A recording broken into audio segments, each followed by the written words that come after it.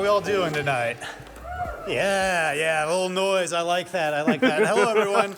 I'm Tanner Cook. I'm the CTO and co-founder at ColdSpark. I'm going to talk to you a little bit today about our battery recycling technology and how we're kind of moving this industry into the 21st century. Now, a couple little facts about batteries. There's a lot of demand for batteries out there right now. We're actually on track to make 24 billion pounds of batteries this year, and those are particularly for lithium-based batteries, so even more beyond that. And I bet you didn't know that right now, too, the 50% of the batteries that are at the end of their life are actually not recycled. So they're sitting there. These lithium-based batteries are going into our dumps. A lot of them are just being stockpiled and stored. And there's also a shortage of battery material. So we're out here, we're trying to make as many batteries as we possibly can. There's a huge gap between what we're able to make and what we want to make, and recycling can really fill that gap.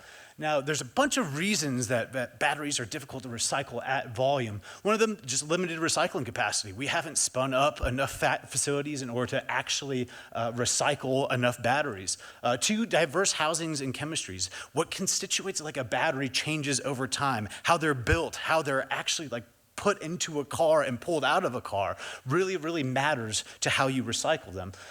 Inefficient extraction methods. Again, kind of going back to how are we pulling out those valuable materials over time? Are we burning them off? Are we using chemicals? There's a bunch of different methods, and none of them are particularly perfectly efficient.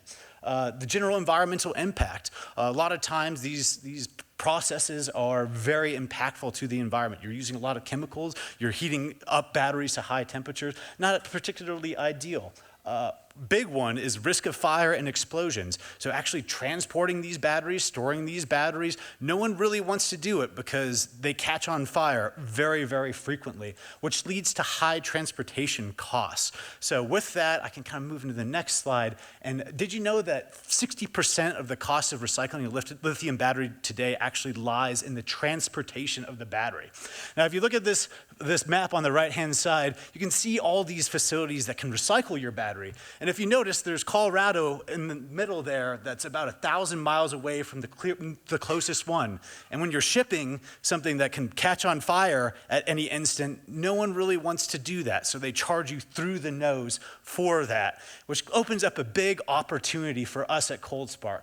Now, what we're doing at ColdSpark is we're taking these batteries and we're extracting material called black mass from them. Black mass is more or less an amalgam of a bunch of different base materials that are used to manufacture batteries. And it's like the general commodity term for basically ground up batteries.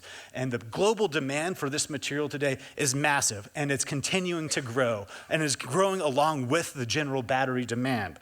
Now, what we're doing at ColdSpark, in order to extract this black mass material, is we're doing something that seems relatively simple. We're just cooling down the batteries. And when you cool down these batteries to a certain temperature, you're able to grind them up without actually allowing them to catch on fire and putting them into an inert environment. So batteries go on one end. We don't have to pre-process them or anything.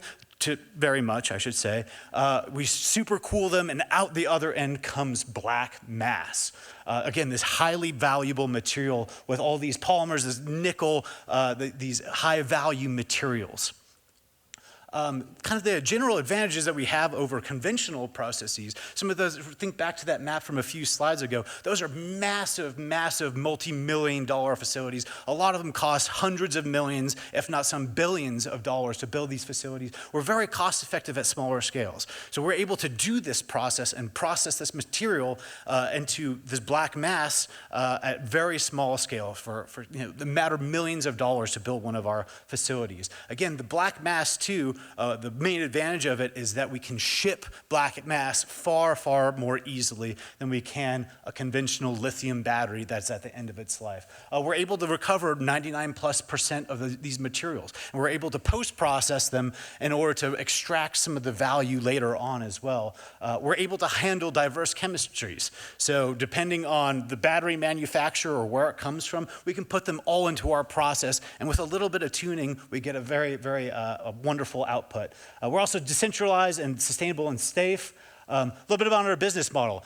input revenue and output revenue. We're able to get quite a bit of money on tipping fees. And we're also able to sell our black mass and raw materials to various partners. We're doing this through a franchise model. It's quite wonderful. I'm actually running behind on a little bit of time. We'll go over a little bit. I think this is all very valuable.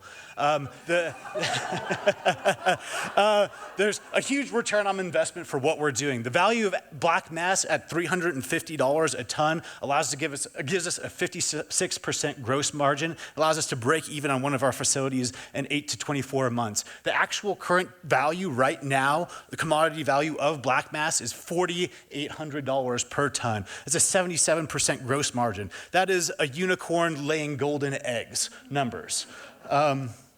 Team that we have working on it, many patents between all of us. We've raised tens of millions of dollars, multiple successful exits, built some of America's top green tech companies, and we are looking for industry partners in Colorado. So feel free to approach myself or Charles Yap down here afterwards, and we're happy to talk to you.